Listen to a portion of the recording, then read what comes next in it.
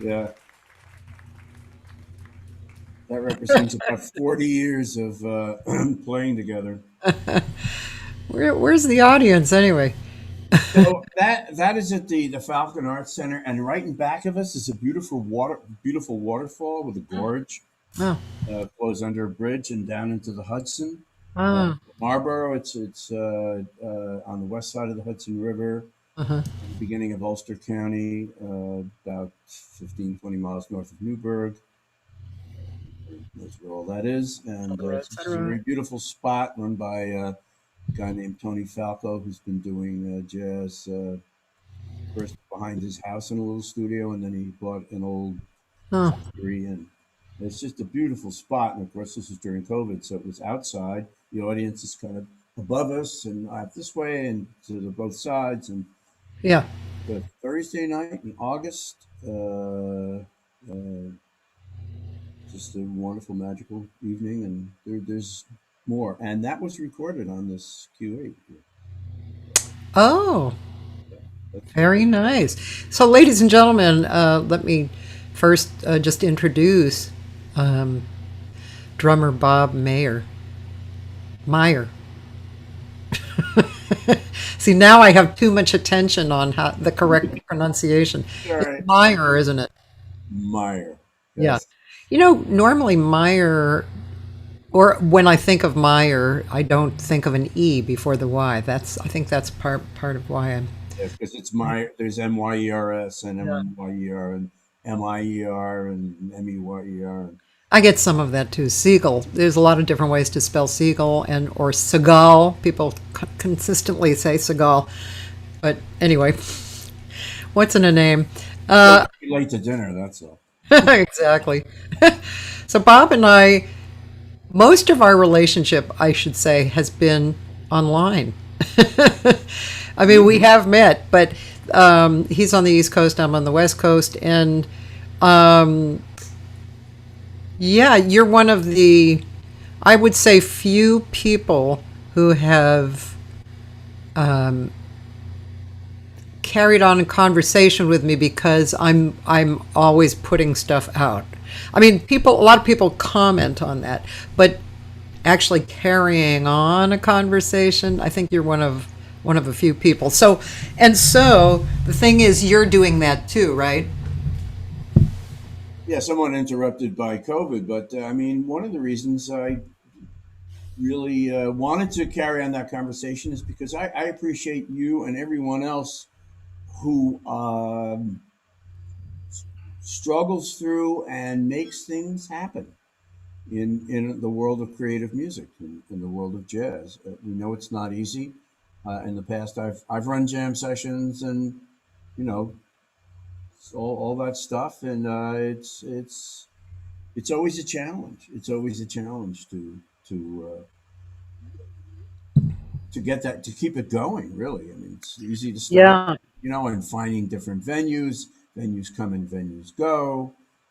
It's always the thing with the club owner, and just the club owner.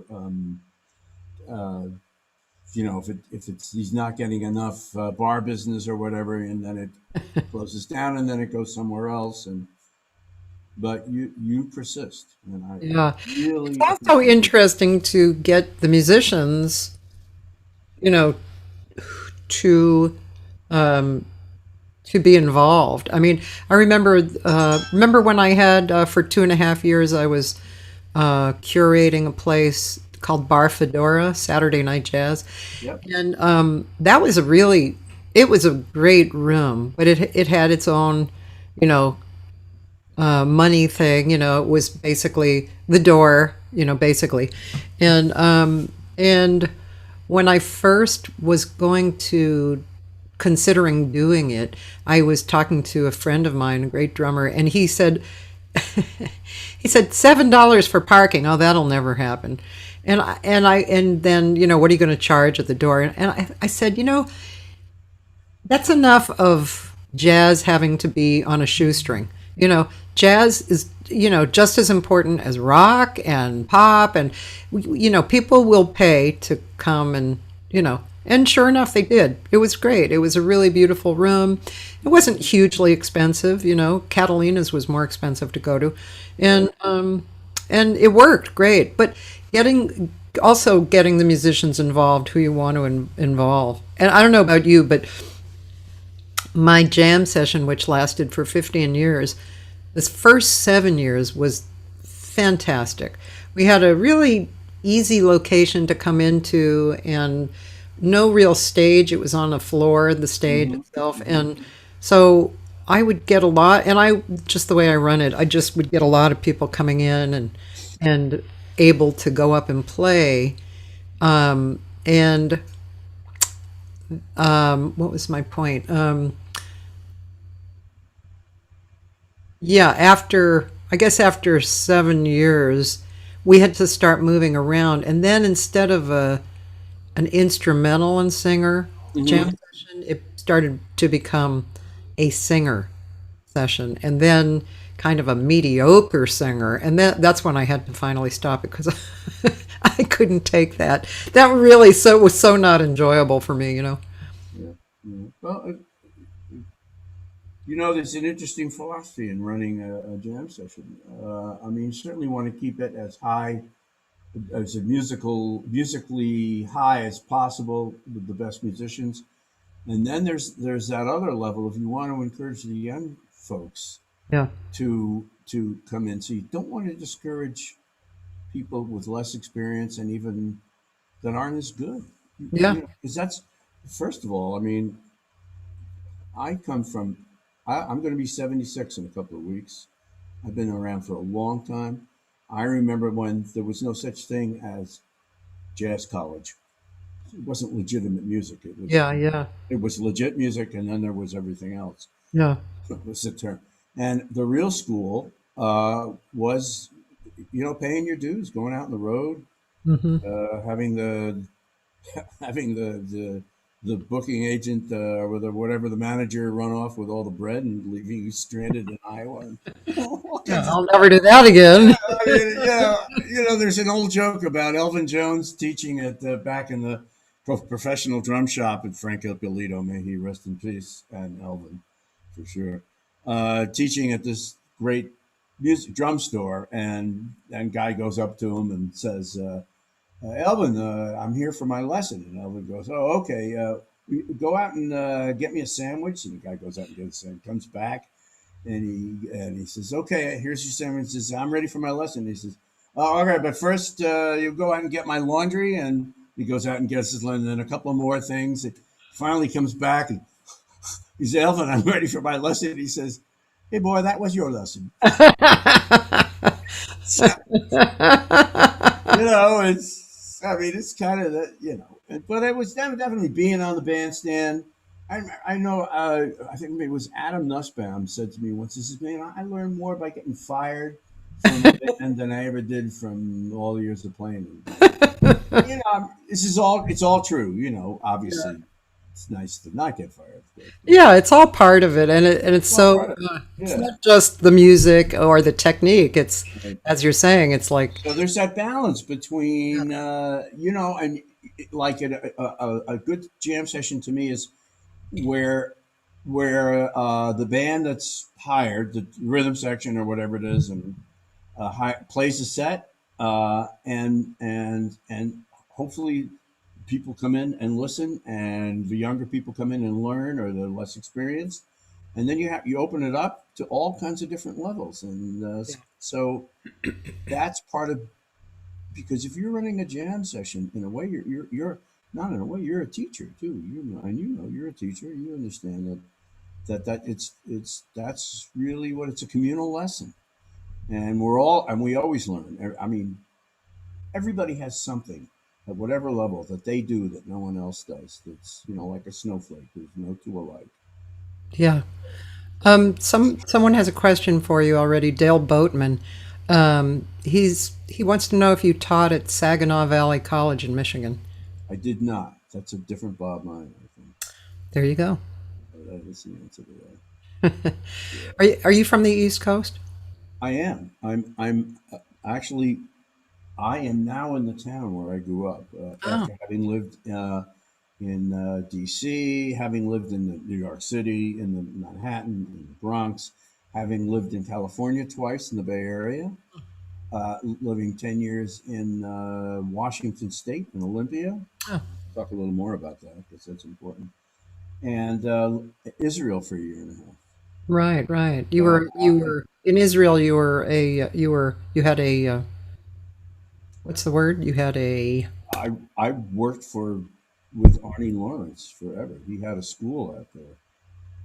residency. That's what I was. Residency. I had a residency, and I got so busy.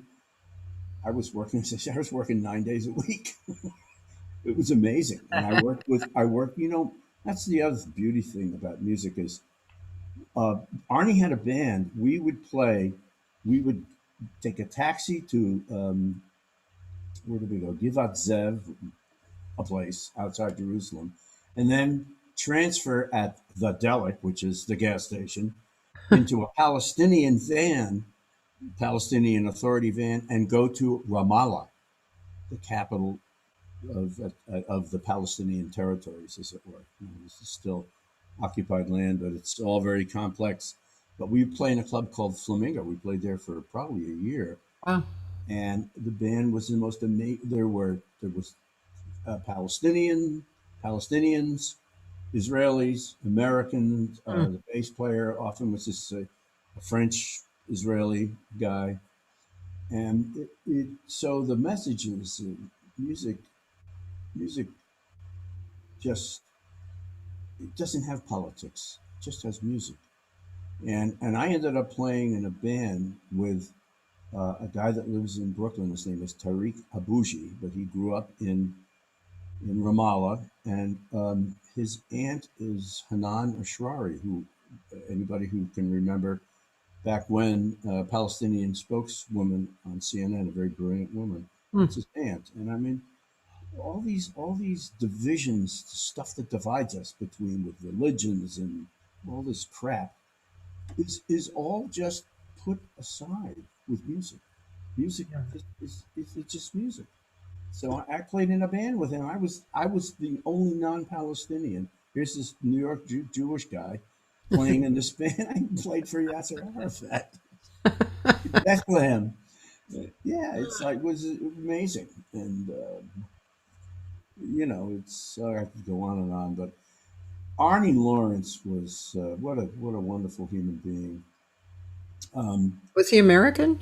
yes, Arnie was the original lead alto player in the original Tonight Show band with Jack Parr, Oh, wow. Skitch Henderson running the band. Holy moly. He was an amazing musician who he along with no, not Buster. Uh, um, Started the New School Jazz program. Oh, Yeah. Oh my God. Pardon me for not thinking who it was. Bass player. Played with Train and stuff. Anyway, uh, so Arnie met, and by the way, Arnie has two kids, Eric and Maria Lawrence. Eric also plays horn. Played with folks like Levon Helms and all kinds of great players and great jazz player. And she's a vocalist who's married to Renee Hart, who's a wonderful bassist. So it's all like in the family. Arnie, his second wife, Lisa, is Israeli. So he moved to Jerusalem and founded a school. I mean, all kinds of folks, the Cohns, Anat Cohn, and people like that, all kind of came out of that. Ellie DeGibri hmm. and yeah, interesting. Abishai Cohen, also both Abishai Cohens. Interesting. Yeah, so a lot of that surgence of Israeli jazz musicians Yeah. owe a lot to Arnie. He was Yeah. just a wonderful I wonder if human being. my friend, do you know Tamir Hendelman? He plays with John Clayton. I know John, but I know I don't actually. Like the, excuse me, Who's that? the Clayton Hamilton big band, and also the Mhm. trio, Jeff Hamilton's trio. Tamir is the pianist. So he's a little older than Anat and those guys, but he might have come out of there too. I don't know. Yeah, I don't know. I know a lot of people came out of that out of that program, and Interesting. and we traveled all over Israel and gave classes in Haifa and in Tel Aviv, and it was wonderful hanging out with Arnie. I learned so much about stuff. So you took a year to be there? Yeah, what happened was my ex-wife, who's now a rabbi, was studying over there, and I went over there ostensibly to visit her and my son Isaac, who was 11 or so at that time, and they were living in Jerusalem. And the 2 weeks ended up a year and a half Oh, wow. because I ended up getting this appointment with Arnie, and was able to get and taught at the school for a little over a year, and then they went back home, but I stayed working for a while. Hmm. Interesting. An amazing experience, and just made so many dear friends, and yeah, it's just wonderful. Yeah. So, were you, when you came up, were you always a drummer, or did you start as a drummer? So my very earliest musical background was string quartets. don't know if you can see this, but let's see if this is possible. Maybe a little hard to see. Yeah. Were you one of those players? No, that's my father. Ah, And Helen Rice, who started the American Amateur Chamber Music Society. Um, and I don't know, that's a whole other story. Anyway, my first instrument was violin when I was probably 3. And excuse then, me. Excuse yeah, me. Michael Bosian said your Michael Boshin, yes. yeah. He said your mix is a little bit soft. Ah, I can hear you well, but if he can't, maybe you want to turn up a little. right. I can turn up and then turn back down. Oh, you probably Is that turned better? it Is down. that better? Yeah. Yeah. Okay, Michael. Let us know if that's Thank you, Michael. Michael is a dear, dear friend that I met through Joe Lovano in probably 1980. Hmm, So we've played together and known each other. He's a wonderful guitar player, guitarist. great. Beautiful, beautiful. I love guitar, Michael. He's the best. Hey, Michael, it's your brother. And so, where were we? So, yeah. And then I played piano and, all classical, all classical. And then I heard the Modern Jazz Quartet when 1950. I was 5. Might have even been 49. It was Yeah. the last times that Kenny Clark played, and that was an experience for me that just kind of opened my ears up and my mind. And I mean, everybody in the band was amazing. Was Tanya. this on record or live? No, no, this was live in a concert in Sterling Forest. They had a jazz program. It's a place on the other side of the river, an outdoor summer concert, and so I was just fascinated by everybody. But the drummer was just, just something hit me, and I was still playing piano. I'm still just kind of like a sort of a mediocre to okay, playing Chopin and Bach and. Did you say you were 5? I'm 5. Yeah. So you Yeah, were playing classical piano? I would. Yeah, I mean, not very. I was just a kid trying to play and had a 5 is teacher. even young for that. And I mean, I wasn't playing the real hard stuff, but Yeah. and then and I heard a couple of more things. I am very fortunate to have heard Charles Christopher Parker 3 times live, and one of the time it was probably the second time. It was in 1953. I'm 8, and I was it was at the Open Door, and it was Charles Christopher Parker, Thelonious Sphere Monk, Charles Mingus, and a very young Roy Haynes. Hmm. And I still tell Roy Haynes, there are pictures of him here. That was the epiphany for me. I said, I want to do that. And much to my parents' chagrin, although they were very supportive, I said, I want to study drums. And kind of the rest is history. Just found a drum teacher, and I started. He was a very strict, rudimental teacher. Very basics. I didn't even touch anything but a pad, drum pad, and a snare drum for I don't know 2 or 3 years, and there you go. I have to share with you my dad was a sax player and my sisters sang and one played piano. And my mom had been a singer. I grew up, with music and listening to jazz, Ella Fitzgerald and people like that. And then the first group that blew my mind that I saw, my sister took me downtown to the Jazz Workshop in Boston, and we sat in the front row, and guess who I saw? The Modern Jazz Quartet. Oh, And it blew my mind. I was so impressed with the flow of their music and also their presence. It just totally blew my mind. And I think, I was already into jazz, but that was kind of my first, live, visceral mm-hmm, attraction. mm-hmm, mm-hmm. Um, L.M. Booker, by the way, said, hello from Laura May. Tell them about Wheels. Thank you for taking We're going to go there. Infernos. I Oh, remember when you absolutely. brought Thank you, Laura May. Yes. That, when I mentioned Olympia, Washington. Yeah. All right. Maybe we can go there right now. So, Jack DeJohnette, I took some lessons and got friendly with Jack DeJohnette in the 70s, early 70s. And maybe it was the mid 70s. It's hard to remember that far back. And he got a call from this guy and said he was really busy. He says, I can't really like come and play with you, but I have a student who I think would really be good for you to play with.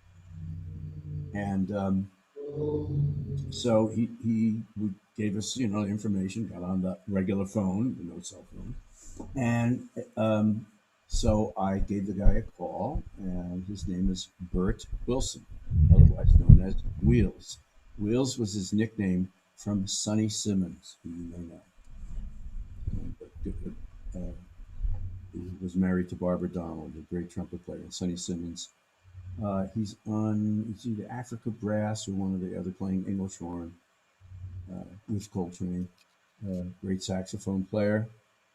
And so Burt at the age of 4 got polio and was severely handicapped. He's essentially a quadriplegic, meaning everything was compromised. He had basically spindly, no legs, couldn't really even sit up without help, couldn't do this, had to go like this to get his hand up here. That's cool. But what saved his life was playing the clarinet. He was in an iron lung and blah, blah, blah. I think he was born in 38, I want to say.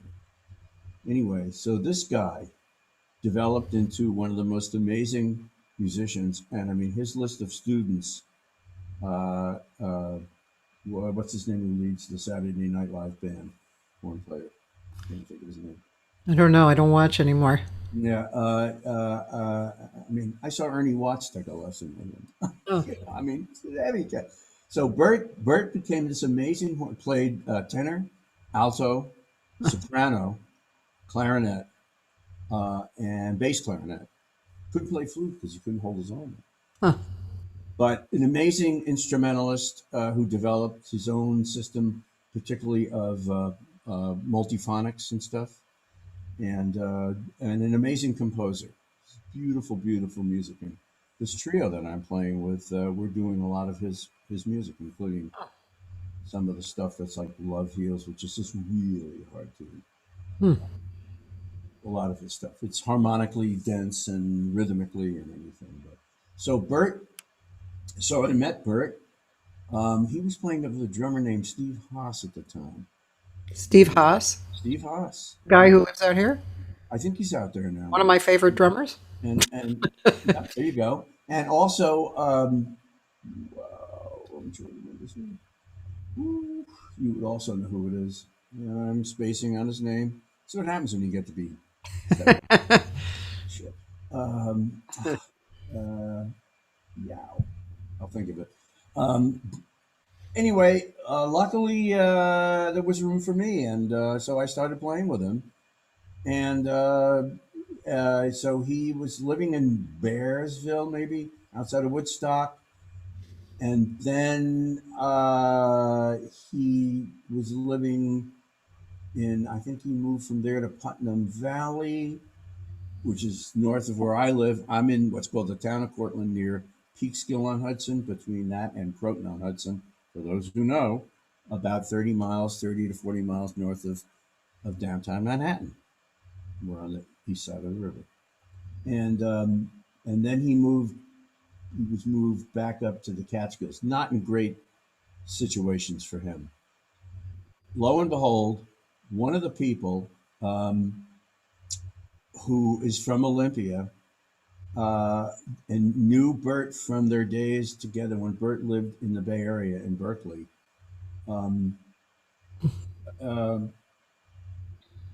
Got people to get together to raise money to move Burt out to Olympia, Washington, which is where he spent the rest of his life. That was in I want to say 79. And that's when I first went out to Olympia. And I did a bunch of different things, and I was in the Bay Area for a while. And in 1983 or early '84, I just said I got to be with Burt. I just want to go up there and play with him. And I moved to Olympia, and for the next 10 years, it was an amazing experience. I mean, I was playing with Burt. I was playing with all kinds of kind of I-5 between Vancouver, BC, and Portland, and Eugene, and all that. It was kind of like my driveway. I mean, I could drive out and grind, sleep. I don't want to tell you how fast I got between the 110 miles to Portland. And so I played with Burt all the time. We recorded. And I played with a lot of different wonderful people in Seattle and in Portland, and met people that I still love and know. And some have moved back here, and some are still out there. And that was one of the major influences in my musical career is Burt Wilson, whose nickname was Wheels. Oh. And that's where I met Laura Mae Abraham. Ran a club called the come on, Laura, help me out. The Rainbow Room in Olympia, Washington. And we played there weekly for a long, long time, and played with different other people like Joe Bach, who is still out, still playing. I think he's 96 or 7, or possibly 8, piano player. And he played with Louis Armstrong. Oh, wow. I mean, talk about, that's like when I was a little kid, I knew a guy that knew Lincoln. He was that old. I'm serious. Was actually spent the night in the White House. Oh my God. Lincoln was president. This is like the 1940s, and he was like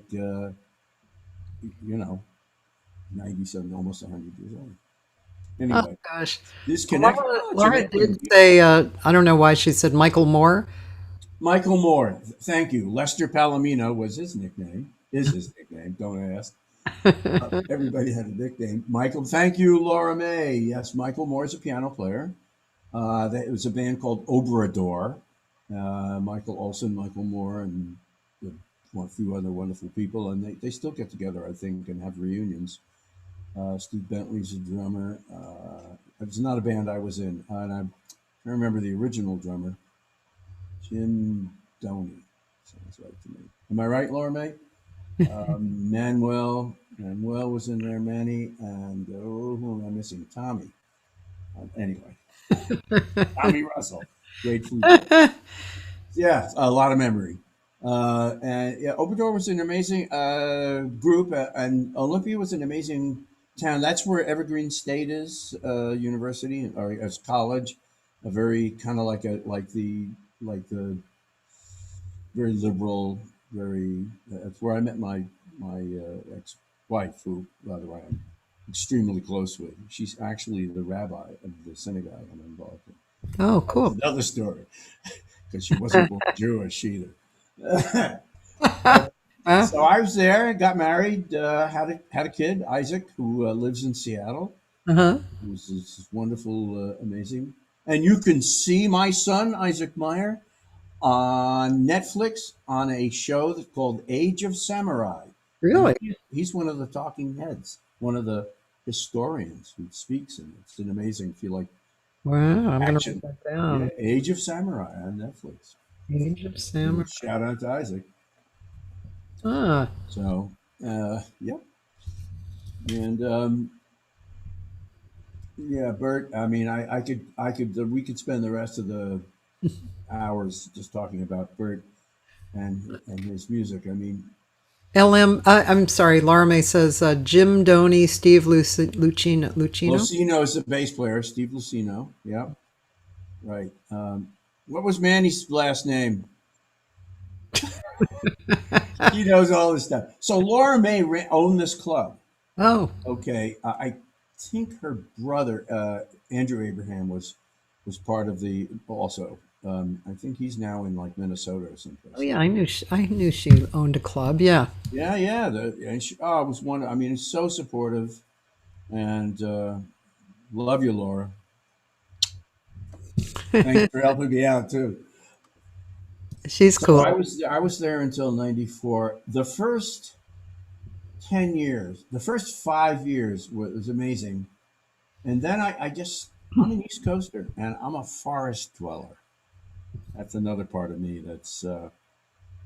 In a sense, in some ways it's been the big push and pull between music and in the natural world. I've done photography on a professional level and was lucky enough to shoot for things like Audubon and and some high end stuff, and apprenticed with some of the greatest photographers like Yale Joel, Dimitri Cassell. These are life photographers, and I can show you a few things. Yeah, I'd I'll, like to see them. yeah, um, and I love the Adirondacks. That's so. My family's had camp. Camp is a North Country term for your place in the North Woods. It's a term that's used everywhere from Alaska to the northern fringe of the country up through Maine and the Maritimes. And so the Adirondacks are these mountains in the north of New York. And here, I can if I I've take spent the time in the Adirondacks. It's really oh, beautiful. I've kayaked in the water there, and if I can get this off without disconnecting us. oh, Laura said, "Now you got me." Pinson. Andrew passed from COVID last October. He was my Oh first my best God, I didn't know that. I'm and so really put the sorry, band together. Laura. Oh dear. So there's one of my favorite spots in the Adirondacks. Wait, your camera? You have to twist your camera the other way.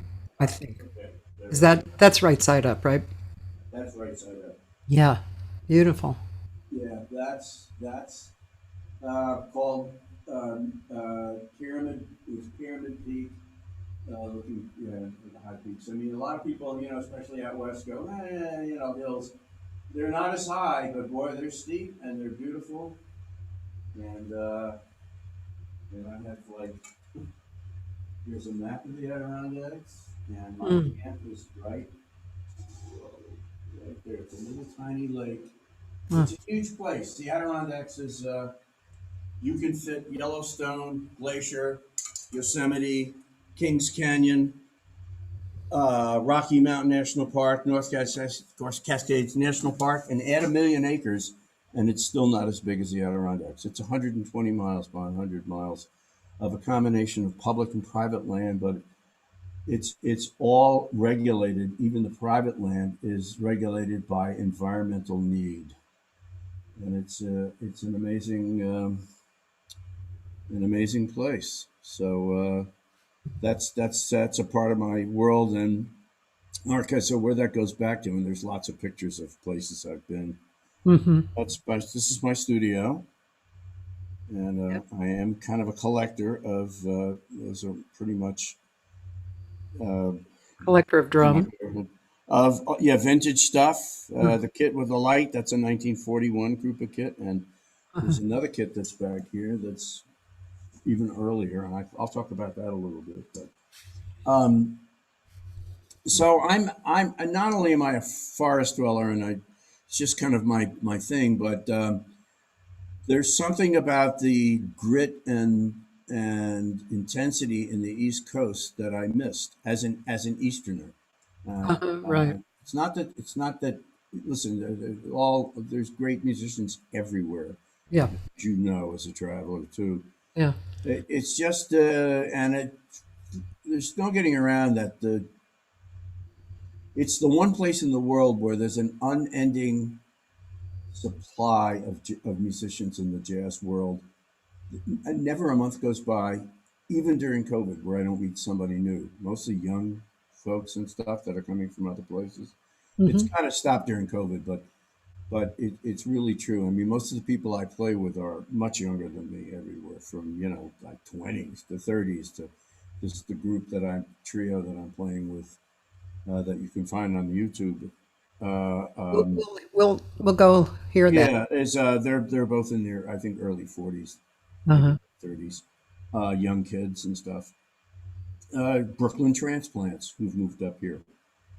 Um, So I had to move back. I needed that thing, and I just needed to. This is where I'm from, and I needed to come back. So I miss it. I definitely miss a lot the West Coast. I love California. I love Washington State. I miss the folks back there, and go out and visit once in a while. But I'm an East Coaster, so I came back here, and I was back here for about maybe a month, maybe 3 weeks. And Joe Lovano calls me up and says, "Listen, I'm thinking of forming a new group. Would you like to be a part of it?" Twist my arm, Joe. No. You kidding? No, I have something else to do.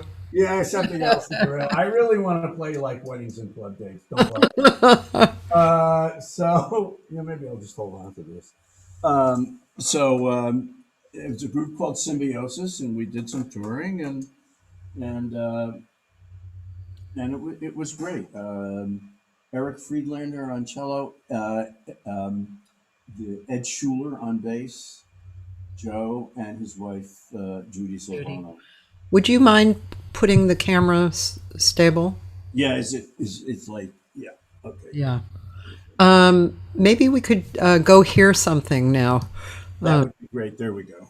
And I'll show you what I'm looking at so you can direct me. Okay. Hold on.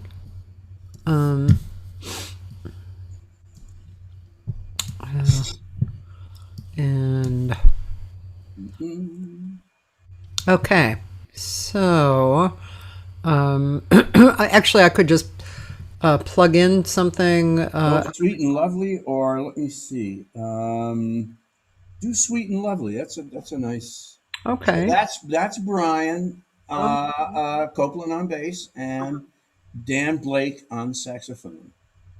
Okay.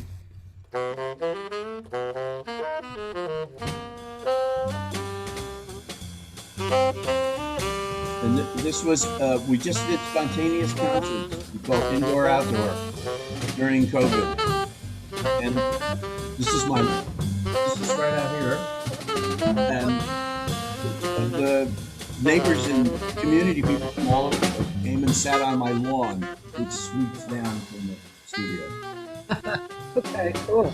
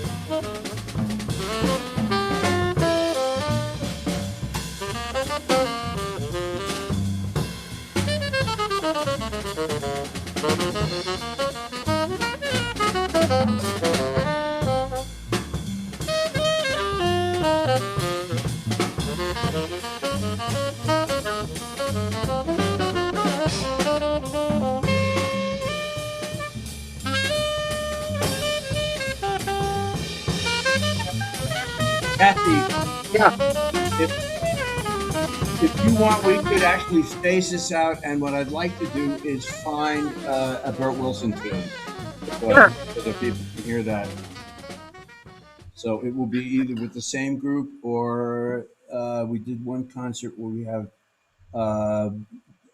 this group and another bass player, Jorge Roder, is wonderful. Go up. Let me see. This is the top. So Sink or Swim, right there. That's a very well-known Burt Wilson tune for people who check this out. Oh, it's a 13-bar, sort of a blues, not really. Okay.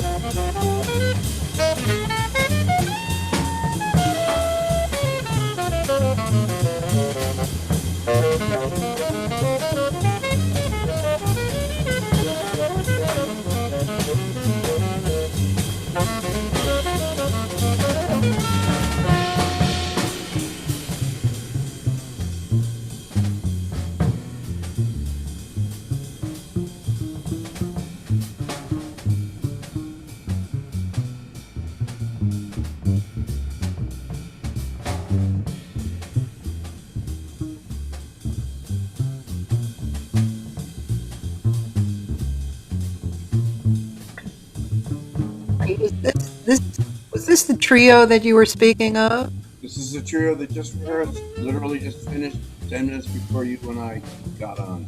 Okay.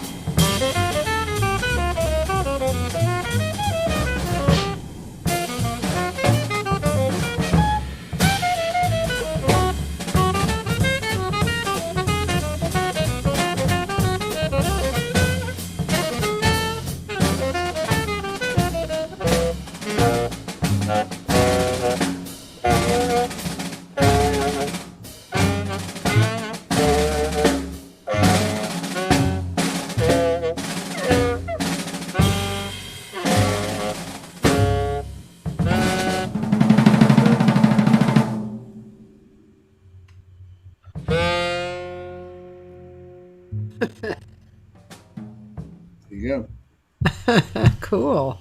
go. We swam. Yeah. LM said asked if Nancy has the rights Yes. to his tunes. Yes. Nancy Curtis is his widow, and we're always in touch. She's actually sent me some music that I didn't have, and yeah, she still lives in Olympia, Washington. It's a flute flautist, and absolutely, yeah. Yeah, well, that was really cool. It's great to hear you play. You're so present and musical. It's really, really nice. Well, I try. I mean, I definitely bring my chamber music roots to the music. I mean, I kind of look at it as chamber music. It's modern chamber music that's hopefully swings, and that's kind of my philosophy of this music. So, Yeah. Um, did you have uh, did you have musical mentors that you listened to a lot over the years? I mean, you mentioned a few early realizations, but yeah. did you have certain people who you just listened to a lot as a drummer or just in general as a musician? Well, okay. So I mean, historically, after the MJQ, and then after having listened to having heard Bird. I mean, I was so fortunate to hear him live. That was so over my head. I mean, it was like I knew I loved it, but I mean, his stuff was it was so fast and it was so amazing. And it's only later that I was able to Yeah, so start could to understand it. But I gravitated toward things like I mean, I certainly early Miles for the first group, and listening to the like everybody else, kind of blue and all blues and that stuff, and I kind of had my Brubeck phase for a while, and I loved Joe Morello, and I mean, it's just an amazing, and I really got into the odd time thing, and I could play the entire record of Take Five, including his solo, by memory. I could play every part of it. yeah. I was not as good as him, but it was really when I discovered when Coltrane with the great quartet that was just you heard Elvin and the epiphany of Elvin Ray Jones. What can you say? You either get it or you don't, and I got it. In the and then it just kind of everybody. I mean, Yeah. yeah, everybody, and then got into the avant garde, the shape of jazz to come, and stuff, and listening, Ornette and that whole thing, and then discovering Cecil Taylor, and just so beautiful, It's and interesting. Now that you're talking about this, it's Sun Ra. Gotta mention Sun Ra. Unra. Matt, up there. Thank you. It's interesting because I don't think there are as many jazz singers as there are jazz musicians who are intriguing. And I don't think it's just for me. I think it's a fact. And I think I got more out of R&B and pop singers than I did out of jazz singers. Although, I mean, I love a bunch of jazz singers, but still, the musicians that I've listened to have given me probably a lot more in my life. And yeah, it's just kind of interesting to Wow. compare. I guess because, everybody can sing. You know what I mean? Yeah. And Everybody can play drums and guitar too. especially guitar, huh? Yeah. Well, yeah, but I mean, I am old enough that I really went from classical music right to jazz. It was before rock and roll happened, and it was only I went in later years. I've gravitated to there's stuff I obviously love. So many the Beatles, Jimi Hendrix, Zappa. I mean, my God, Frank Zappa to me is this modern classic. Oh, Roland, do you hear that? I have a guy on here, Roland. I'm surprised he hasn't mentioned it yet. He always asks either what do you think of Zappa or have you played for Zappa? So Yeah, you I have not played for Zappa, but Zappa is beyond a genius. I mean, that's in a whole different way. That's like Coltrane level stuff to me. yeah, yeah, yeah, yeah. To me, if you got to mention, if he could only listen, and excuse me, forgive me, Felonious Fear Monk, for not mentioning you as one of the biggest influences in my life. I mean, but to me, if you said to me, well, Bob, you can only listen to one sound for the rest of your life, Yeah.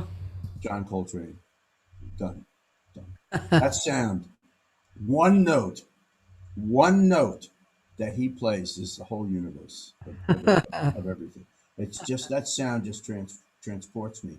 But there's so many. I mean, and then I immediately think of obviously of Sonny Rollins, and lucky enough Yeah, to Sunny. play with Dewey Redman, and I mean, and Jackie McLean. I mean, just in so many.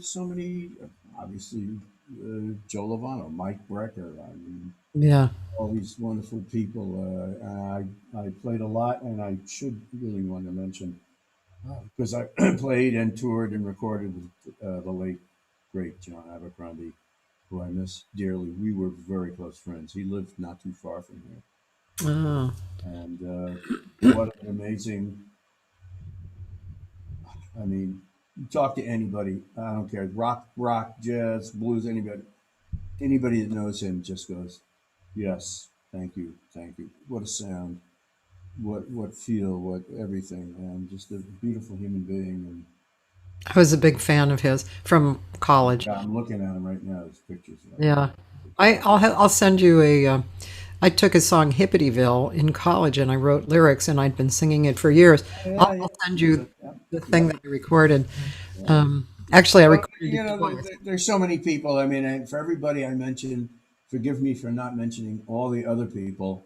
And young people coming up. There's a young man named Stephen Frieder, who's 32, 33, maybe somewhere like that, who's a tenor player and amazing young musician, just a young lion. And he's just incredible. Yeah. I mentored him from high school. I met him. That's the second guy. The other guy I actually mentored at the beginning of his career was Lauren Stillman, a great alto player. He's presently in Germany, but immense talent. There's just so many people who are so blessed to have so many, and young people coming up who believe in this music, who are carrying it on, and going to carry it on long after we're dust. It's true. Yeah. I agree with you. And I can think of several people who you would play with really well here, like, for instance, Larry Kuntz, guitar player, and Derek Oles, bass player. You guys would play really great Vinny together. Golia is out there, is he not? Yes, he is. So I played with Vinny, it's been a long time. It was either Mike Bizio, who's now here. He lived in Seattle. Great bass player, amazing bass player. Lives in Kingston area. Oh man, it's just so many people. Yeah, Vinny's a force of nature Yeah, too. yeah. Yeah, he's really amazing. I Oh, I interviewed love him Vinny. too. Yeah, if you go into my archives, you can see where I interviewed him. Oh, okay. All right. Okay, so Roland wants to know, Bob, what do you think of Zappa's rhythmic inventiveness? It's incredible. It's incredible. I mean, that's hard ass music, man. I actually just heard, it was either just before COVID or the year before, Dweezil, who's playing the music of, and he's playing the hell out of it. I was just going to mention that because Chris Wabich was the drummer for Zweibel's show, and I think he said I think it was 6 weeks of rehearsal, and they had a few, more well-known players who had played with Zappa come into the show as well, and yeah, I mean, and Chris Wabich is an amazing drummer, and I was so blown away by I couldn't play that stuff if my life depended on it. That's not my forte. But I mean, no, I mean, it's amazingly complex stuff, and it's so quick and it's beautiful. I mean, it's another. Yeah, Frank is. I mean, what a writer, and the musicians that he had playing with him were I mean, and Dweezil are just they're superlative. I mean, it's different, but it doesn't get any better. It's yeah, I just wow. I should also mention in terms of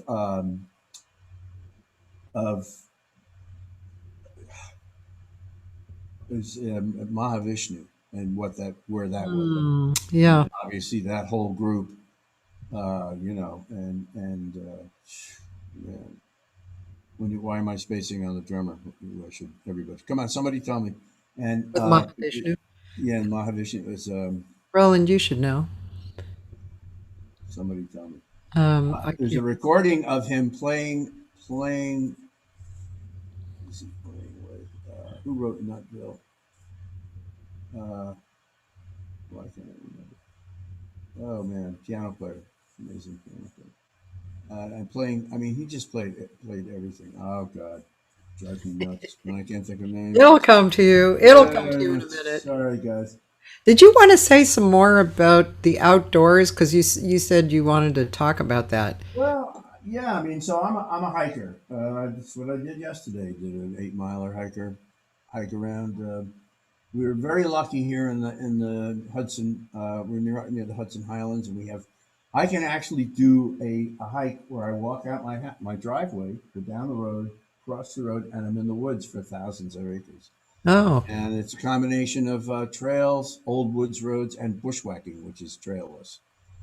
And I've done some pretty hellacious bushwhacking in the high peaks in the Adirondacks, where you're going through what's called the crumb holes, which crooked wood, a timberline wood, where everything is this close, and you huh. come up with like tons of scratches. And and I just I love being in the woods. And years ago, I would go for a week or two by myself and camp in the wilderness areas. And I've done that in here in the White Mountains, Maine, and Vermont, in the Rockies, in the Sierras.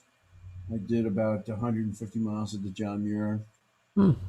and in the Cascades and in the Olympics.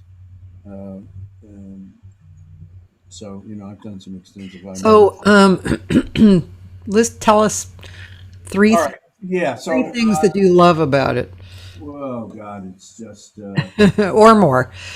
yeah. Where's that picture of? All right, I'm gonna have to show you something here. I'm gonna have to take this thing off again because I don't want to. I'm gonna By the have way, to. don't we love his T-shirt? Yes, That absolutely.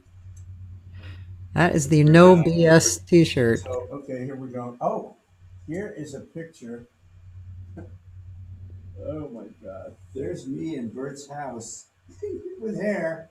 Oh, And wow! there's a picture of Bert. I don't know if you can see it Yeah, yeah. in the wheelchair. Oh man. Oh, And by the way, Billy Cobham. Billy Cobham, thank you. And he's playing with Thanks, Dan. uh, God, I can picture. Look it up, Bill. Oh my God! All right, so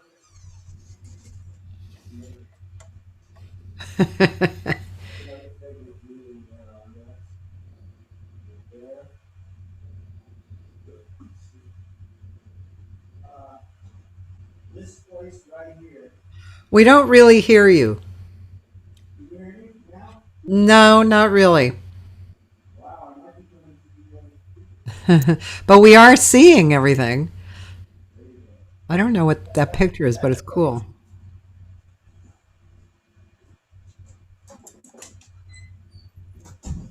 That is my camp in the Adirondacks, the place that my parents discovered in 1938. And Yeah. I still go there. And as an only child, that's kind of as much my family as anything else. And it's the whole other part of my life and has shaped my life for the better. Um,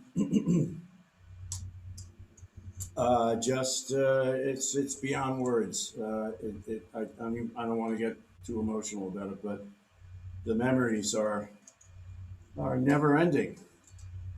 In fact, So just when you last night go, somebody posted a home movie from 1953, and there was my dad and my mother and myself in this home movie. This is our 83rd year at that place. I've never missed a year. So so you go there it's a cabin on a private lake. Yeah, every year, and it's a cabin on a, and it shaped my life as much as the music. I always say that the greatest gift my parents, place is called the N. The letter N stands for Nichols, the founding family. And my parents' greatest gifts to me were life itself, unconditional love, music, and the N. So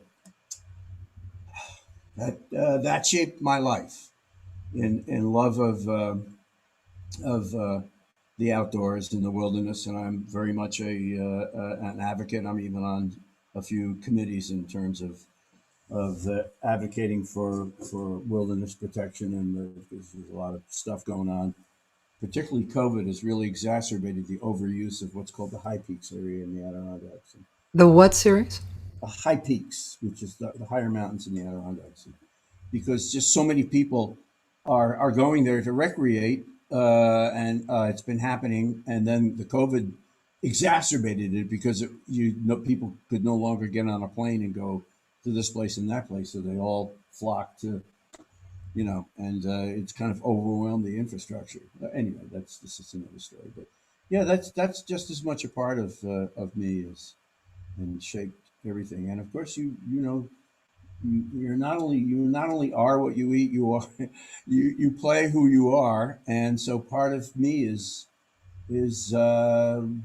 like like part of Sibelius is his natural environment. Think about that. I always think about Sibelius because of his environment, or anybody else. Any composer, any artist, anybody, everybody, no matter what creative thing you do, dance, anything, you are influenced by all those other things in your life, and so that's And it's not just creative stuff too. It's everything. Driving a truck. I mean, you exhibit who you are through what you. oh yeah, Reactions, right, yeah. right, yeah, that's true, and Yeah. that absolutely is true. I mean, I'm always amazed with students that they show me exactly who they are, even in voice technique. You know, mm, I just see what they're thinking, who mhm. they are, what their perspective is of life and of themselves. And that, of course, especially for a singer, but for anyone, and also speaking of musicians, for any musician, but especially for a singer, because the singer is using lyrics and expression, and that is the instrument, and we're communicating what it is, and yeah, I think that's a big challenge. As a matter of fact, I'm working on this record. I've been putting out singles from this record that I had been working on the last year or two, and it's a challenge for me because this record, the way the music is played, is I just have to say it's different than what I've been used to. It's a little more strong, and it's definitely on the modern side, not more modern than I've been because I've been modern, but the strength of the music and the playing is a little different than I'm probably accustomed, very easy for me, right? So I have to really not really think, I have to experience who I am and inject it into this project, and it's definitely challenging. It's a challenge, Well, and when you open yourself up, there's a huge vulnerability in what we do. We're um,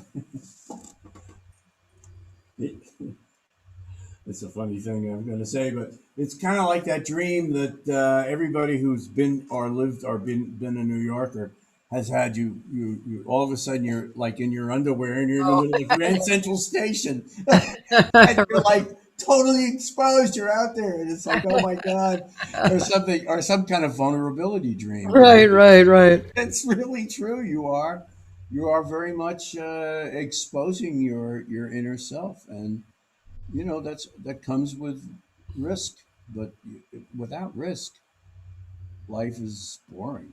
Yeah, yeah, That's yeah, just and you just have to find how you can yeah. investigate that risk, in whatever you're doing, and sometimes it's Well, overcoming your fears, we challenging. all have fears, Yeah, and as each stage of life, I mean, I'm in the latter stages of my life. I have no idea, but I could wake up dead tomorrow. Believe me, I give thanks every day. That's the same. I'm going to be 76 in 2 weeks. And I know a lot of people, including my dear buddy John Abercrombie, who didn't even make it to 73. Yeah. And, and all the other people we know who we've lost. And I just hearing about Laura May, man, my heart goes out to Andrew was her older brother, and he was a beautiful soul. And I'm just so sorry to hear. Yeah. Wow, life is precious, and it's important to give thanks every day. I've some physical ailments. I have a reconstructed lower back, and thank God for science, because I wouldn't be playing music. I'd be in a wheelchair or dead without the good doctor who in Seattle who put me back together again. I'm fused in 4 vertebrae down below, and I can hike and play drums, and I can't carry an 80-pound pack anymore, but I'm not going to do it anyway at my age. So I'm very grateful to, it's funny. And, this whole last 4 years, it's a challenge. I don't want to get too heavy into the politics. I'm preaching to the converted, or the choir, as it were. But, it's been this whole attack on science and on progressive humanistic values has been quite a challenge. And it's been an interesting time as a human being and an artist, and even the challenge of seeing the humanity in the Trumpsters, at least most of them. And then the COVID thing has put a whole other level of challenge and also opportunity. Crisis creates opportunity. I know it's done something to my music, which I like. Yeah, me too. Going into the interior. I mean, and all those months where we didn't play with anybody, and you're home and you're just kind of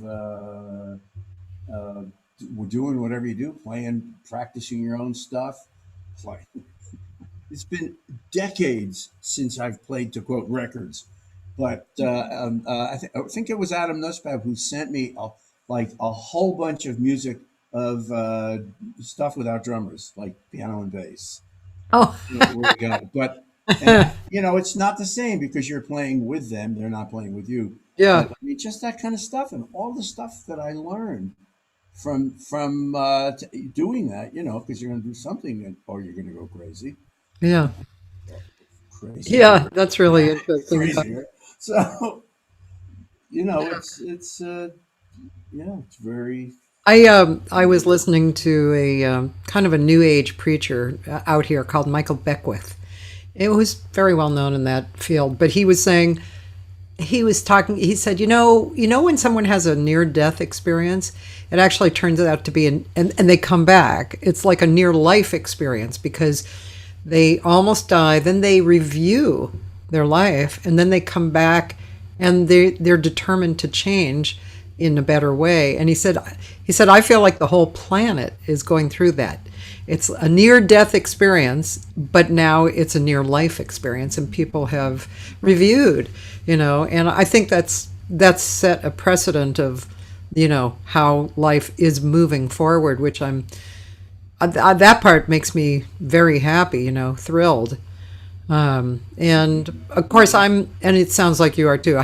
The glass is half full. That's my thing. But I definitely think that's where it's going, and I'm happy about that. Yeah. I want to mention one person that I haven't really mentioned.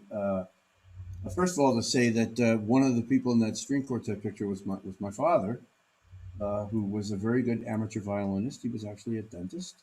Mm-hmm. My mother played the piano, but the person who really spurred me on was my aunt, and I can do that without taking this off. My aunt, who was a singer and became a very famous. Let's see. That's a picture of her right there. Uh-huh. That's a picture of her in the Met. Uh. So her name was Dorothy Miller, and was my mother's older sister. They grew up, believe it or not, in West Point. at the West Point U.S. Military Academy, Oh, where my grandfather was a double reed player in the band for 30 years, hmm. 1900 to 1931. There's actually going to be an article about him coming up in the West Point, uh, whatever they do. A lovely young lady named Natalie Wren, who's also an oboe player, uh, contacted me out of the blue. It's pretty amazing. But so my aunt was a member of one of the very first singing groups before the Andrews Sisters called the Moonbeams. Oh, And she was a member, a featured singer with the original Roxy gang. I have pictures of her with Mr. Roxy himself uh, in the 30s. And then she was never a featured singer in the Met, but she certainly was part of the crew yeah. and did supporting roles. And then she became a great singing teacher. One of her students, she had people like television people like Perry Como, but somebody else you would know named Beverly Sills. Oh, yeah, sure. And my aunt was a protege of one of the greatest of Estelle Liebling. You know that name? I do. Yes. So Tanta Estelle to me, Tanta Estelle. Oh. That's like royalty. So yeah, pretty interesting stuff. Um, So Sarah says, she never married. She was always her own person, and she was the person who took me around. Like when I saw the group at the open door, the Bird Monk, Roy Haynes, and Charles Mingus. She's the one who took me there. She lived on 55th Street, so I got to see the end of 52nd Street. Because it was 3 blocks away. oh, wow. You Wow. know, yeah. Laura said, didn't your uncle write the book, quote unquote? No, Apparently not, Laura. But she no. said, talk about the vintage series. Oh, and by the way, I just saw that Jay Clayton is watching. You probably know Jay. Oh, I love Jay Clayton. What a genius, wonderful. I've done a few gigs with her in the past, and hi Jay. Mhm. What Hi, Jay. what an amazing force of beautiful music. One of the great musicians. She's a beautiful soul. Oh my God, so wonderful. Absolutely. Yeah. So the vintage series. Vintage, you mean as in instruments? I don't know. She just said, talk about the vintage series. I don't know what that means. I'm not sure either, Jay but says hi. hi Jay. Miss you. Uh, well, I'm pretty vintage. Oh God. Um, Uh, I mean, it's a weird thing. drum sets, Laura says. Oh yeah. All right. Well, all right. So I'll just move this around. Yeah. So see, that's a classic dredge kit right there. That white kit, white green Uh profile huh. of the '60s. This is a very classic Rogers drum set from 1960. It's my favorite drum set of all time. All time. The snare drum is actually, I should give a shout out to Adrian Kirschler, AK Drums. He's in Italy. He makes the most beautiful snare drums, and that's the Bob Meyer model. 24 karat gold plate snare drum, believe it or not. Hmm. And these are very old Turkish Ks, what's called old stamp K Zildjians, that are extremely precious these days. It's what every jazz player wants. This is a 1941 Krupa drum set Oh, wow. right there. And this kit here I should really talk about. So several years ago I met, look at that kit. It's a 1929, 1930 leading kit. Could you So speak up a little, Bob? let me see if I can, wrong direction, I think. Is that better? Maybe. Maybe? Yeah. Okay.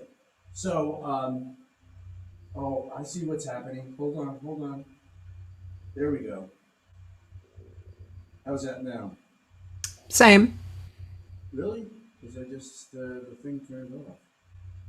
It should be good now. Can you hear me? Yeah. Let me see what the number is. I'm Hard to see this thing, man. So this kid here, somehow, I don't know how, but this guy's nephew called me up out of the blue and said, "I hear you collect vintage drums." And so I said, "Well, yeah." He says, "Well, my uncle Frank got a drum set in 1929, 1930, played drums until he was called up to fight in World War II, and then he enlisted and became actually a war hero, and put the drums away, got married, had a family, never played them again. He's 89 years old. Are you interested in it?" And I said, "Sure. Where do you live?" "Rochester." Long story short, we met in between in this little tiny town in the Western Catskills at a church picnic, like in a bucolic, beautiful fall day, on a Sunday. And we talked and talked and talked. And so at the end, we talked for and I'm listening to war stories, and I'm just in awe of this guy. And then finally, we kind of get around to the drums. Oh, yeah, the drums. They open up the back of their station wagon and pull out this museum kit. I mean, this is the kit. This is it. And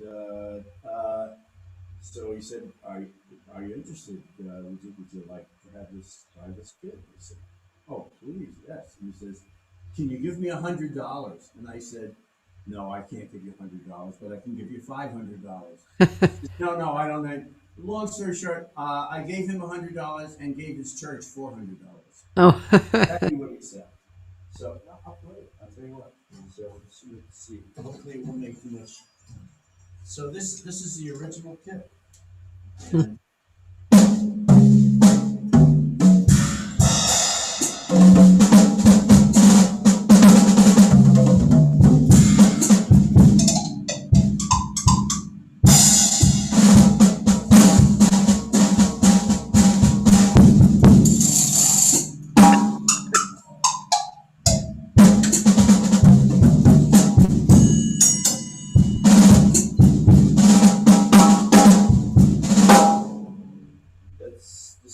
And this is Sounds great. Was that cool? Is it? Did you Sounds hear it? great. Yeah, yeah. Okay, and it's got all kinds of sound effects. You heard of slapstick comedy? Yep. Slapstick. That's slapstick. That's where it comes from. It's got all it came with all this stuff. And you name it. Little Spike Jones there. It's amazing stuff. This is called a baka, an early pre-hi-hat hi-hat. And so this was what an early drum set looked like. These are Chinese tom-toms. They literally come from China. These are Korean temple blocks. And either old American or Turkish cymbal. This is a Chinese cymbal. And the rest of the drum set is American. This is the Leedy drum company. So this is what the drum set looked like. Cool. This is what guys played. Man. And then it's got a little more modern. This. And this is all calf heads, by the way. So depending on how dry or it changes stuff around. Can you see me on that? Yeah, I can see that. So.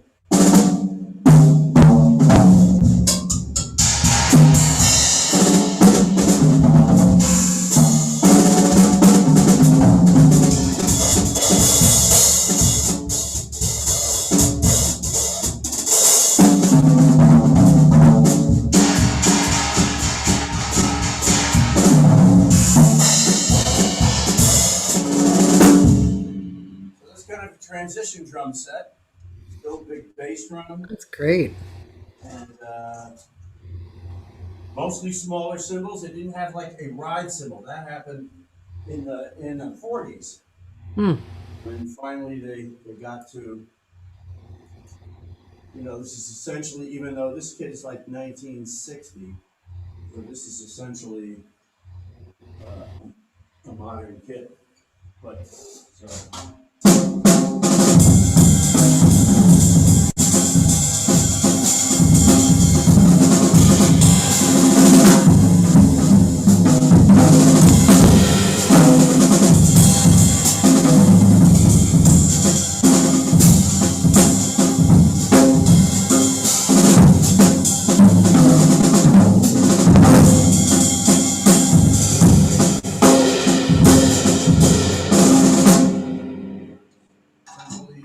Love it. Hey, Roland says, do a little bit of Joe Morello's solo on take 5. Oh, God, no, don't even. I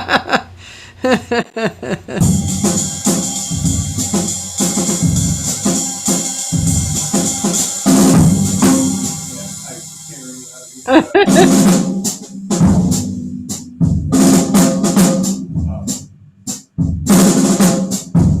Something like that.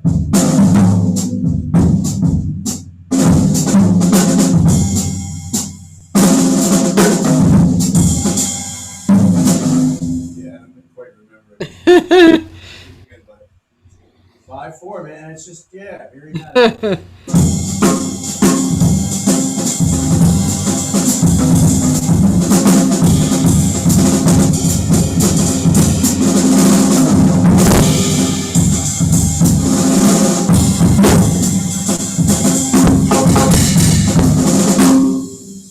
Wow, that sounds good too. That set. The set's a beautiful set. I'm extremely blessed. And then I have you look up there. I have a collection of stuff up of snare drums from the 20s and 30s. Those are all from the 20s and 30s, including a Ludwig Black Beauty. In 1924, there's a Stone Master Model from the 20s. Several Radio Kings, including the red one. And then over here, a lot of Lee snare drums. And I love old pedals. And it's an old bass drum, but there's a bunch of pedals up there. Let me see. I can actually.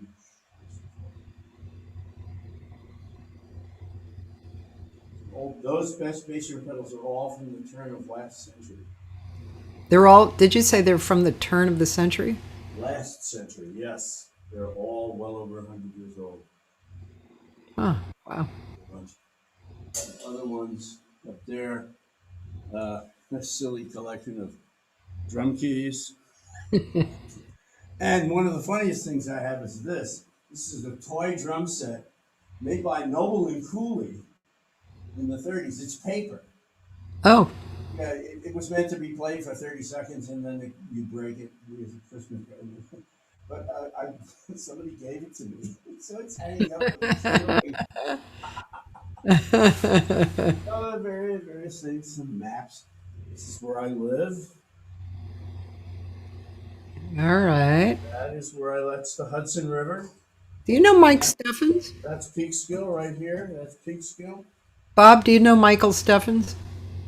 That name is familiar. He's a drummer. He lives near Joe Lovano, and he's a drummer. He lived out here for a while, but then moved back. Mm-hmm. Yeah, he's lived there for a while. He's a poet, an author, a drummer. You guys would probably like each other. I know the name. I just can't quite place. Yeah, you guys would like each other, I'm sure. Well, send us. Put us together. I will. I always want to meet new people. Yeah. So, I should have played the other kid too. Here. And these drums here, are Yamaha timpani toms. I have two of them. That's a.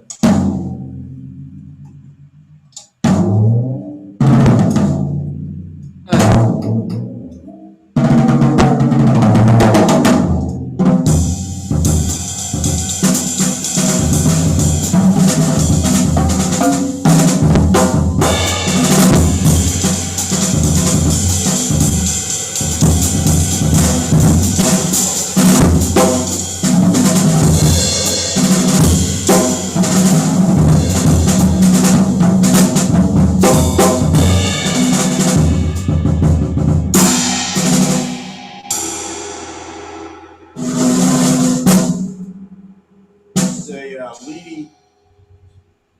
This is a lead 1935 drum. It's a beautiful drum. Just the workmanship on some of these things is it's beautiful.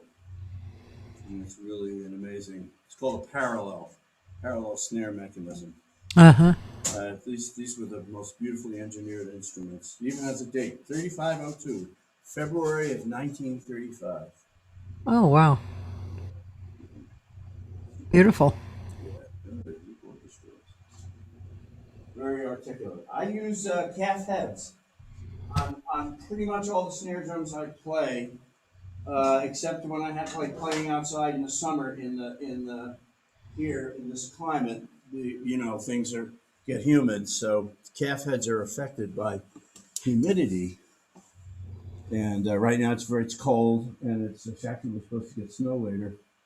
When you said calf heads, what is it? Calf skin heads. Calf Every skin. drummer out there knows what I'm talking about. Uh-huh. So modern heads, starting in the 50s with Remo Belli out in California, created plastic mylar heads, which did away with the concept of having to tune and detune heads depending on the humidity and the temperature and everything. Because calf heads, when it gets the more humid, the more lower they get. They'll even lose their sound altogether. They'll be just wrinkly and stuff. In fact, Huh. the reason like those drums that see the light in the drums, both those have lights. The light was and some snare drums had heaters, was to counteract the humidity and keep the heads taut and tuned because of the heat. It dries out the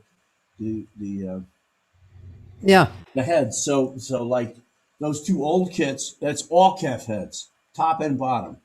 The most of my snare drums have calf heads, including the two I just played on the Rogers kit and the Gretsch kit. And they each have a different, I mean, the calf heads have a different sound, right? The calf heads do have a different sound. There's nothing like calf. It's kind of like so bass players who choose to play gut strings versus non-gut strings. Mm-hmm. It's a different sound. Everything has its advantages and disadvantages. Yeah. The advantage is the warmth and the feel and the give. It's just like the cymbals.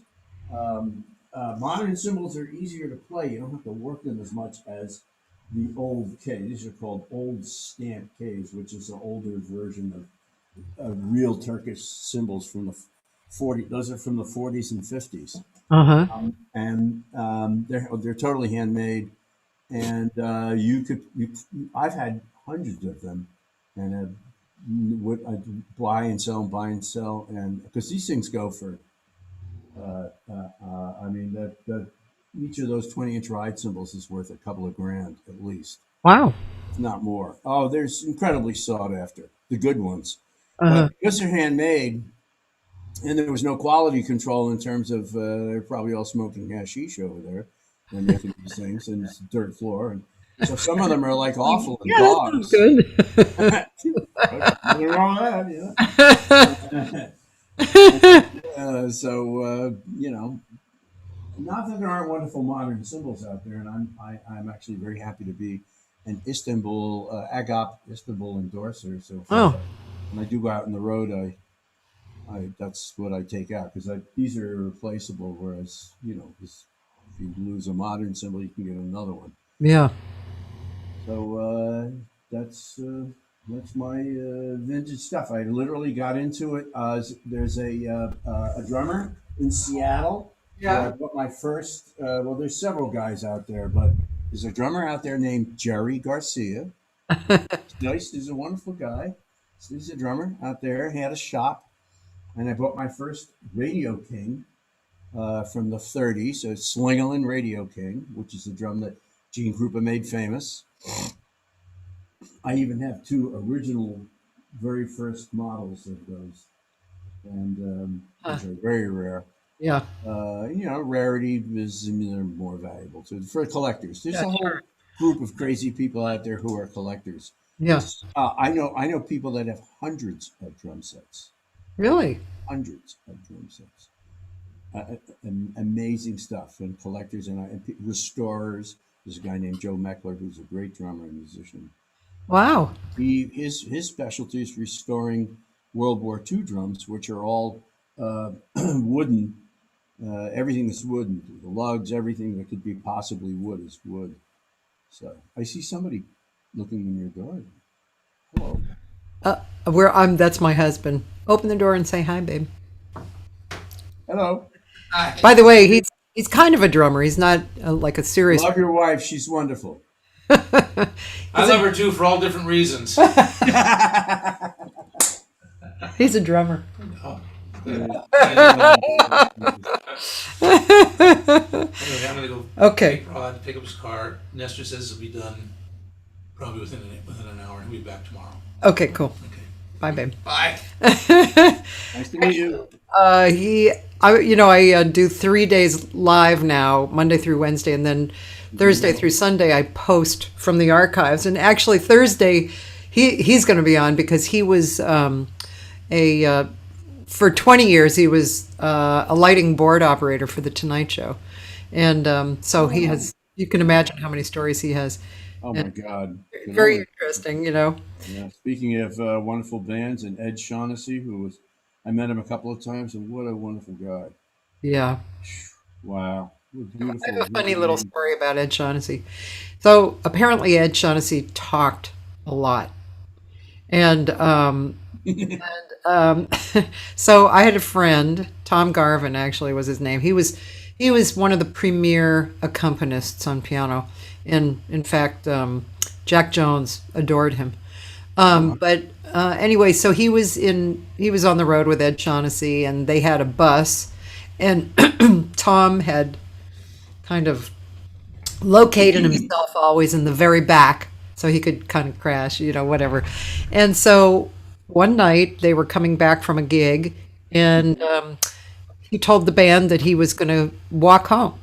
And so he walked, back to the hotel, and the band was in the the coffee shop. He walked in and sat down, and so one of them said, "Yeah, that was a really nice compliment Ed gave you on the way home." And Tom said, "Well, I wasn't there. I didn't hear it."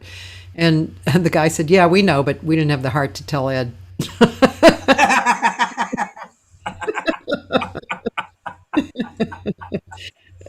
Oh my God, that's great. That's funny.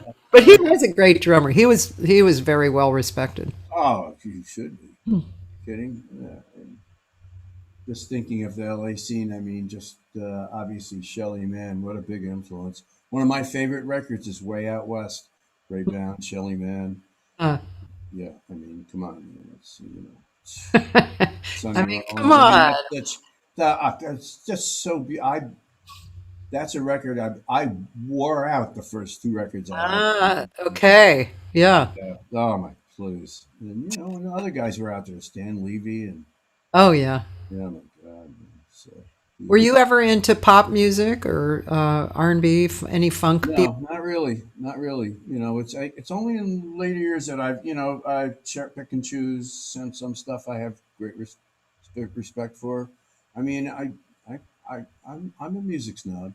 I'll admit it. To me, most pop music is junk.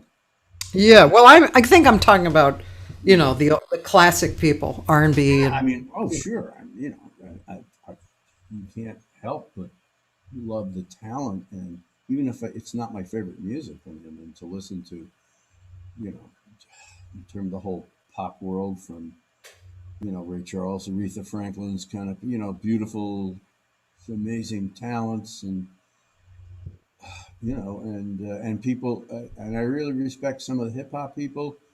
It's not my music, but when I think about some of the Jay-Z's and people like that who are socially conscious and make a difference in the world, I really respect those people. That's cool. I couldn't hang with the Grammys the other night. I didn't either. I mean, I love Trevor Noah. He's fantastic, and I love his show that we see at 11. Yeah, I watch him, and then I watch Colbert and ass off. he's so good, and it was nice to have a tribute to Chick Corea. May he rest in peace. Yeah, I heard Talk about about that. a huge loss. Yeah, Jeez, oh man. yeah, So, um, wow, yeah. could go on forever. Just- Are you teaching these days? Yes, I am. In fact, I'm as soon as the minute we're done, I'm going to go on 2 Zoom lessons, Oh, okay. and there's somebody at 5, and then another a very promising young lady at 6 who's took a little break and is starting up again. So, Cool. Do you teach for schools now or? I've adjunct taught Lehman and the New School in the past. Not Uh, doing anything right now. Also, I have a few students from overseas that get to me when they get to me. yeah. I even have one student in Singapore. That's weird because I had to teach him at like 7 in the morning because it's 7 at night there. Yeah, the time is a little different, isn't it? Yeah. So, Australia is really rough.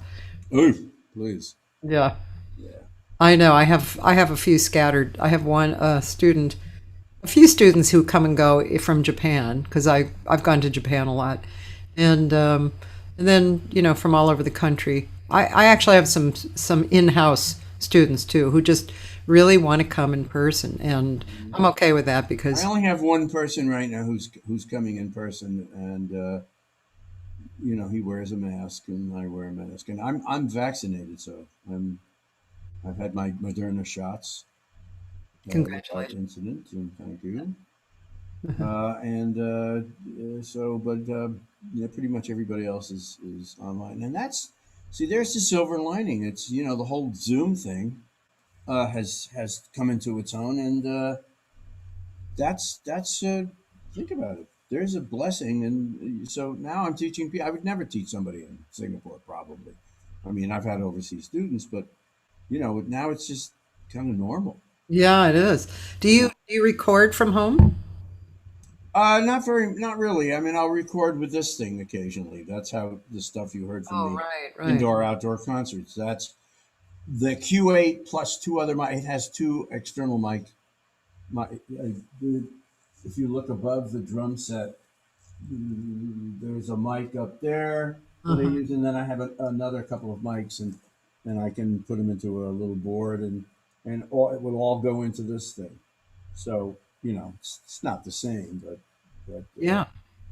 yeah, it's Yeah, good. you made me want to. I mean, I have a corner in the room that has stuff like this.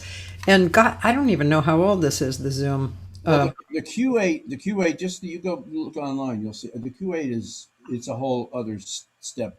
Again, it's like the H4 in terms of the XY mics, Yeah. and then with the video camera, and it's really a remarkable device.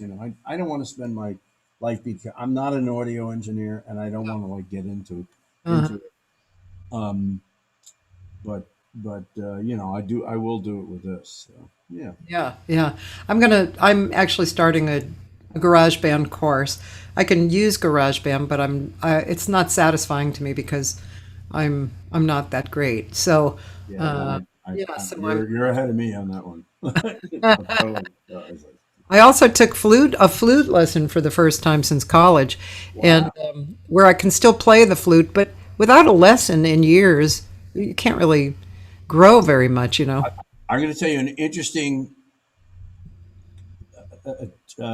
connection that you wouldn't.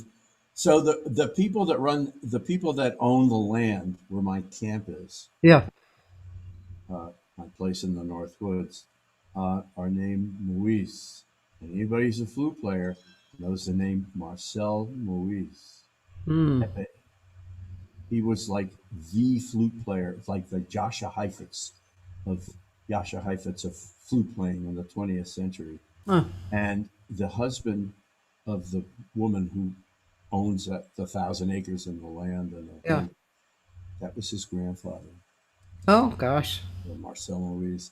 And so he grew up with like the Serkins, Rudolf Serkin, Peter Sirkin, John Sirkin. Peter just died, but he and John are like dearest friends. John lives in New Mexico, I think it is, and so they grew up together. And another crazy connection, the circles of connection. It's crazy. It's real. It is really crazy. There's so many way people. less than 6 degrees of separation. Way less. More like no degrees of separation. Well, we have 10 more minutes, but we could give you 5. I mean, because since you want to go teach and stuff, you probably want a little break. Was there anything that you want to tell people before you go, or what's coming next to look out for? Are you doing? I mean, I have a few gigs coming up. Nothing, no couple of possible tours, but that's all up in the air. I don't think anything's going to happen. Is this you have a new record coming out, right? No, I don't have. No. Oh, nothing, okay. Nothing, no. I thought a trio was at a record. I'm going to be putting out. Eventually, I'll be putting out more of the stuff from the duo concert I did with Joe. I have about 12 tracks, 8 tracks. I don't quite remember. And I'll be putting those out on like YouTube, and you can go to my Bob Meyer. Just find me on YouTube.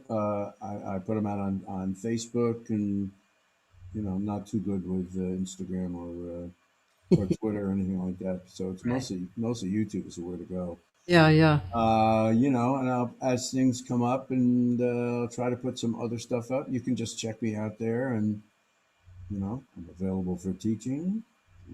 I do love teaching. By the way. I've been teaching for 40 years. So I don't know.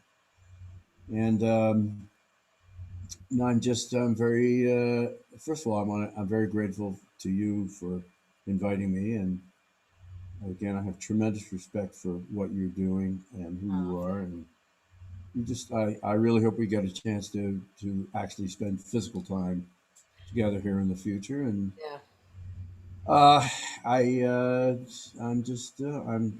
I'm very grateful for my life and what I do, and have a beautiful, wonderful wife who's a CPA working her ass off because it's tax season.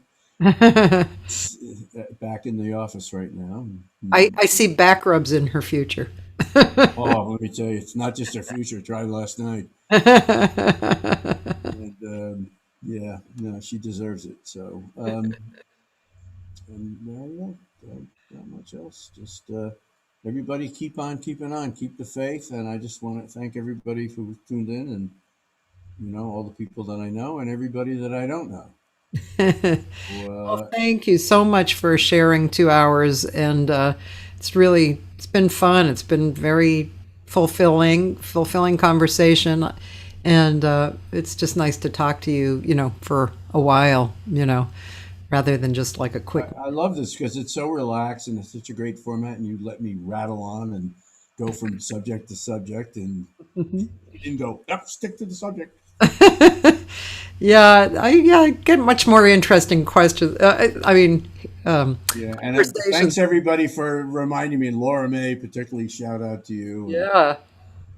For jogging my memory of in Olympia, and I'm just I look forward to hopefully a more progressive time on all levels. Yeah.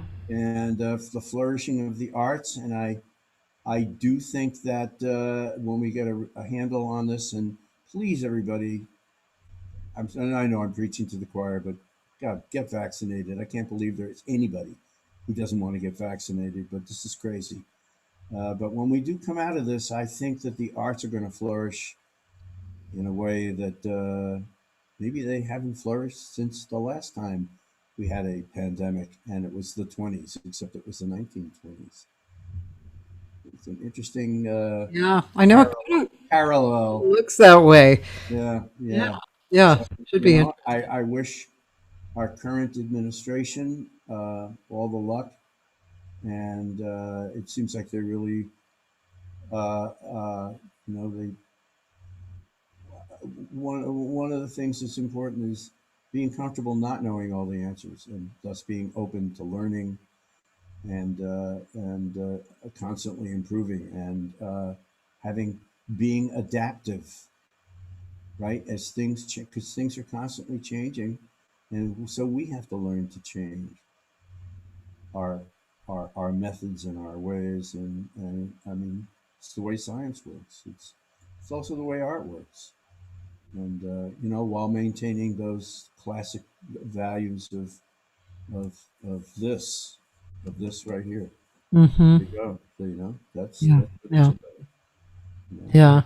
So Yeah. Yeah. Well, one thing that I think you really feel, well, people who probably think like us really feels is that the administration is really interested in making things better and also giving people hope. I think that's kind of foremost in their mind. What can we do that's going to be inspirational and actively good? So, yeah, I think. I would just want to close with saying, and I'm just going to address this, that when you hear somebody say something that's racist or xenophobic, um, not only be uncomfortable, say something. Mm, Call them out. Call them out. Don't use that word. Don't say that. That's not right. yeah. And you know what? So they get mad or whatever. But Mhm. there's some kernel that's going to go, oh. Anyway, that's enough preaching for me. Well, that wasn't very much, but But thanks. that's the whole thing, right there. I mean, just don't be afraid. Stand up. Yeah.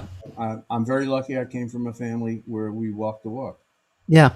And I'll finish with one thing that Peekskill had a very infamous time in 1949 when Paul Robeson, the great Paul Robeson, came to speak, and the Robeson riots happened in Peekskill, my hometown, Hmm. where people were killed, and he was staying with some wonderful people who were Quakers named the Ricks, Chester and Dorothy Rick, and it got around that people knew where he was staying.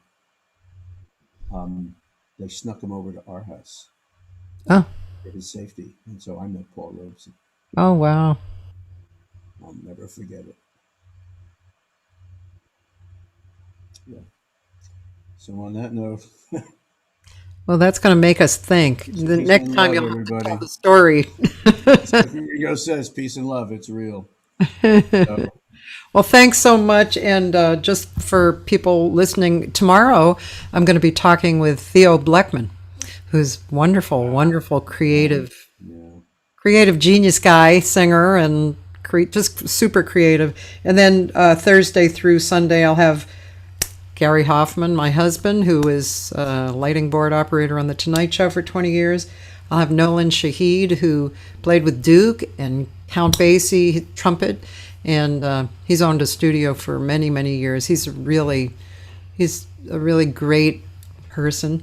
Then Tanya Grubbs is on Saturday. You probably know Tanya, the really very good singer from the East Coast who's married to a bass player, and then Amy Nolte on Sunday, who actually is she has a large following. Actually, she's a pianist and singer, and she has a YouTube presence of teaching online, and she's very, very talented. So yeah, next week we're going to have Ron Satterfield, great, amazing guitar player and singer, Larry Dunlap, who's Oh, Larry. Yeah. great pianist, and he also was the author of the Standards real book, which had verses and wonderful chords and theory. And then Billy Red, who was a singer with Andre Crouch and many people. He was wonderful, wonderful singer. So anyway, we're just going to keep going. I'm just going because why not? Thank you again. It's a You're wonderful welcome. thing. Thank you, Bob. Thank you so much. Thank you, Cathy. Great. Thanks. Bye. Bye, everybody. Bye, everybody.